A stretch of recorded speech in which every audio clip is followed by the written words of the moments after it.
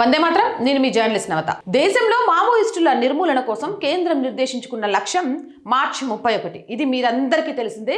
ఇది సాకారం కానుంది.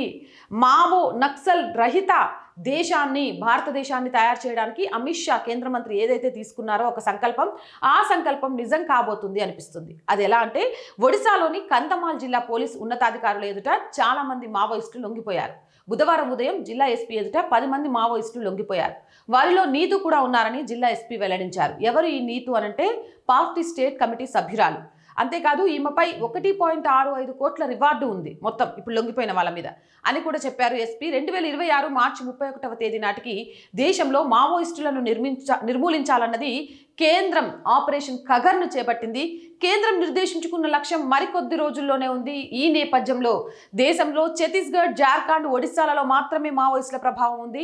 ఇక ఛత్తీస్గఢ్లో వీరి ప్రభావం అధికంగా ఉండడంతో పోలీసులతో పాటు కేంద్ర భద్రతా బలగాలు కూడా నిరంతరంగా కుంబింగ్ నిర్వహించాయి. దీంతో ఆ రాష్ట్రంలో భారీగా ఎన్కౌంటర్లు జరిగాయి. వందలాది మంది మావోయిస్టులు మరణించారు. అలాగే భారీగా మావోయిస్టులు ప్రభుత్వం ఎదుట లొంగిపోయారు. పలువురు మావోయిస్టులను అరెస్ట్ చేశారు. ఈరోజు ఛత్తీస్గఢ్ ఎంత అంటే లొంగిపోయిన నక్సల్స్ కాఫీ షాప్స్ పెట్టుకోవడము, అక్కడ రేడియో టెక్నాలజీ రావడము, రోడ్లు రావడము, పిల్లలు చదువుకోవడము, మొట్టమొదటిసారిగా స్వతంత్ర జెండాను ఎగరేసిండ్రు. వాళ్ళు సంబరాలు చేసుకుంటారు. అంటే ఒక నిరంకుశ పాలన నుంచి ప్రజాస్వామ్యం అంటే ఏంటి అని స్వతంత్రం వచ్చిన 75-76 ఏళ్ల తర్వాత ఇప్పుడు నిజంగా స్వతంత్ర భారతావనిలో వాళ్ళు ఆ స్వేచ్ఛాగాలను పీలుస్తున్నారు. అంటే మావోయిస్టులు ఆ ప్రాంతాలను ఎంత దారుణం చేశారు అనేది మీరే అర్థం చేసుకోవచ్చు. ఇక మరోవైపు ఛత్తీస్గఢ్లో పోలీసుల కుంబింగ్ పెరగడంతో ఆ రాష్ట్రానికి సరిహద్దుగా ఉన్న జార్ఖండ్, ఒడిశాలోకి ప్రవేశించారు. ఆయా రాష్ట్రాల్లో సైతం పోలీసులు కుంబింగ్ చేపట్టడంతో వారంతా పోలీసులు ఎదుట లొంగిపోవడం మినహా గత్యంతరం లేని పరిస్థితి నెలకొంది.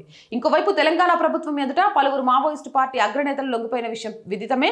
ఆపరేషన్ కగర్ ద్వారా నిర్దేశించుకున్న లక్ష్యాన్ని చేరుకునేందుకు కేంద్రం వడివడిగా అడుగులు వేస్తుంది. ఆ లక్ష్యాన్ని మార్చి 31 కల్లా కేంద్రం చేరాలని మనందరం కూడా ఆంజనేయ స్వామిని వేడుకుందాం. జై హింద్, జై భారత్. అంటే రోజు చెప్తుందేనండి, ఈ వీడియో బాగుంది, ఈ రోజు సమాజానికి అవసరం అనుకుంటే వీలైనంతగా లైక్ చేయండి, షేర్ చేయండి, మీ అభిప్రాయాన్ని కామెంట్ సెక్షన్లో తెలియజేయండి. And R group of channels మీ అందరికీ తెలిసినయే మన channels R voice, R political, R సంస్కృతి.